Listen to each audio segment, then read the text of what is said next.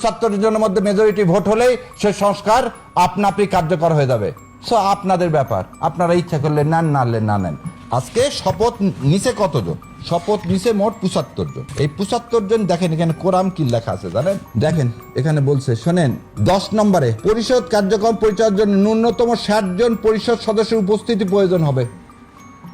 এই 68 জন এই সংবিধান সংস্কার পরিষদ যে যারা শপথ নিলেন তারা কালকে অধিবেশন ডাকবেন এবং তারা সংবিধান সংস্কার করবেন। এবং যারা আপনারা বিএনপি যারা শপথ নিলেন না তারা আপনারা বাইরে থেকেই এখানে আরো একটা ইন্টারেস্টিং জিনিস আছে। কি বলছে জানেন?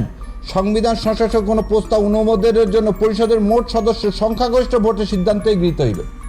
2/3 বলা নাই, বলা আছে সংখ্যাগরিষ্ঠ ভোট। তা আমার 75 জন, 60 জনে কোরাম 75 জন ডাকবেন এবং যে কোনো সংস্কার তারা মেজরিটি ভোটে 75 জনের মধ্যে মেজরিটি ভোট হলেই সে সংস্কার আপনা আপনি কার্যকর হয়ে যাবে। সো আপনাদের ব্যাপার, আপনারা ইচ্ছা করলে নেন, না হলে না নেন। আপনাদের এই শপথ না নেওয়াতে এই জুলাই সনদ আটকাতে পারবেন না। আপনার আর জুলাই সনদকে যদি চ্যালেঞ্জ করেন, ভোট না, জুলাই সনদকে চ্যালেঞ্জ করেন, তাহলে আপনার পার্লামেন্ট ইলেকশন ইলিগাল হয়ে যাবে, তাহলে ইউনিট সরকার ইলিগাল হয়ে যাবে। আপনারা কোন দিকে হাঁটবেন?